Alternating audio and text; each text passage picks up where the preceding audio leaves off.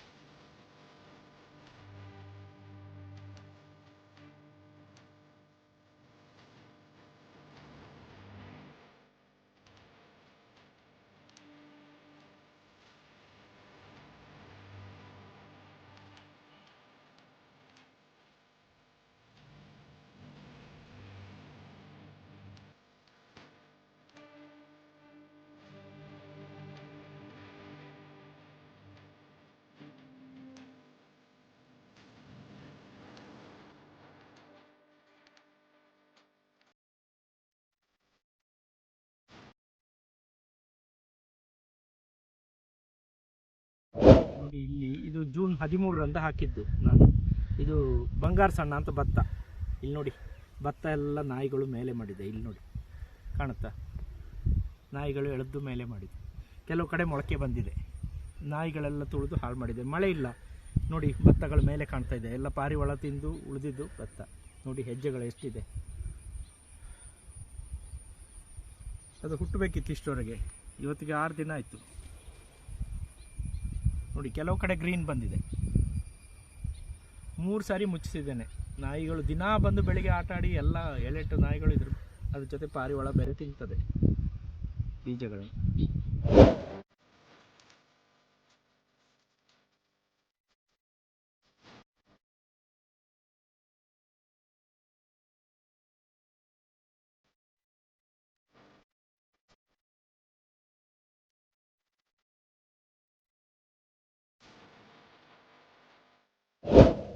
Ravishankar BP ಅಂತ. ಇಲ್ಲಿ ಕೊಡಗಿನ ಪೊನ್ನಂಪೇಟೆ ತಾಲೂಕಿನ ಹುದೂರು ಗ್ರಾಮದಲ್ಲಿ ಕಳೆದ ಹಲವಾರು ವರ್ಷಗಳಿಂದ ಕೃಷಿ ಮಾಡ್ಕೊಂಡು ಬಂದಿದ್ದೇನೆ. ವಂಶಪಾರಂಪರ್ಯವಾಗಿ ನಮ್ಮದು 4ನೇ ತಲೆಮಾರು ಇಲ್ಲಿ ನಾವು ಮಾಡ್ತಾಯಿದ್ದೀವಿ. ನಾನು ಮತ್ತು ನನ್ನ ತಮ್ಮ ಜಯಶಂಕರ್ ಸೇರಿ ಇಲ್ಲಿ ಸಾಧಾರಣ 35ರಿಂದ 40 ಎಕರೆ ವರ್ಷನೂ ಕೃಷಿ ಮಾಡ್ತಾಯಿದ್ದೀವಿ. ಆದರೆ ಈ ವರ್ಷ ಸಾಧಾರಣ ನಾವು ಜೂನ್ ಮೊದಲನೇ ವಾರದಲ್ಲಿ ಬಿತ್ತನೆ ಮಾಡೋದು. ಈ ಸಾರಿ ಜೂನ್ 9ರಂದು ಬಿತ್ತನೆ ಮಾಡಿ ನನಗೆ ಕೇವಲ ಒಂದು 6ರಿಂದ 7.5 ಕ್ವಿಂಟಾಲಷ್ಟು ಬಿತ್ತನೆ ಮಾಡಿದ್ದೀನಿ. ಒಂದು 4-5 ವೆರೈಟಿಯಷ್ಟು ಭತ್ತ ಬೇರೆ ಬೇರೆ ತಳಿಗಳನ್ನ ಹಾಕಿದ್ದೇನೆ. ಆದರೆ ಜೂನ್ 9ರ ನಂತರ ಕೇವಲ ಒಂದು ಮಳೆ 40-45 ಸೆಂಟೇನೋ ಮಳೆ ಸಿಕ್ತು ಅಷ್ಟೇ. ಅದಾದ ನಂತರ ನನಗೆ ಆ ಗದ್ದೆಗೆ ಬೇಕಾದಂಥ ಮಳೆ ಸಿಗಲಿಲ್ಲ. ಬಿತ್ತನೆ ಮಾಡಿ ಪೈರು ಒಣಗಿಕೊಂಡು ಕಷ್ಟದಲ್ಲಿ ಬರ್ತಾಯಿದೆ. ಅದ್ರ ಜೊತೆಗೆ ನಾಯಿಗಳು ಮತ್ತು ಪಾರಿವಾಳಗಳ ಕಾಟದಿಂದಾಗಿ ನನಗೆ ಹಲವಾರು ವಿಧದಲ್ಲಿ ನಷ್ಟ ಆಗಿದೆ. ಈಗ ಬಂದಿರುವಂಥ ಪೈರು ಕೂಡ ಕೀಳಲಿಕ್ಕೆ, ಈಗ ಮಳೆ ಬಂದರೂ ಸಹ ಕೀಳಲಿಕ್ಕೆ ಸ್ವಲ್ಪ ಗಟ್ಟಿಯಾಗಿ ಬರ್ತದೆ. ಅಂದರೆ ಗಂಟಾಗಿ ಬಂದು ಬೆಳೆ ಅಷ್ಟೇನು ಚೆನ್ನಾಗಿ ಬರೋದಿಲ್ಲ. ಸೊ ಹಲವಾರು ವಿಧದಲ್ಲಿ ನಷ್ಟ ಆಗಿದೆ. ನನಗೆ ಇಷ್ಟು ವರ್ಷವೂ ಈ ಥರ ಅನುಭವ ಆಗಿಲ್ಲ. ನನಗೀಗ ಸಾಧಾರಣ 40-45 ವರ್ಷದಿಂದ ನಾನು ಮಾಡ್ತಾಯಿದ್ದೀನಿ. ಈ ಥರ ಅನುಭವ ನನಗೆ ಇಲ್ಲಿವರೆಗೆ ಆಗಲಿಲ್ಲ. ಮುಂದೆ ಮಳೆ ಬಂದರೂ ಕೂಡ ಅದು ಕಷ್ಟ, ಗಟ್ಟಿಯಾಗಿ ನಡಲಿಕ್ಕೂ ಕಷ್ಟ ಆಗ್ತದೆ, ಪೈರು ಕೀಳಲಿಕ್ಕೂ ಕಷ್ಟ ಆಗ್ತದೆ.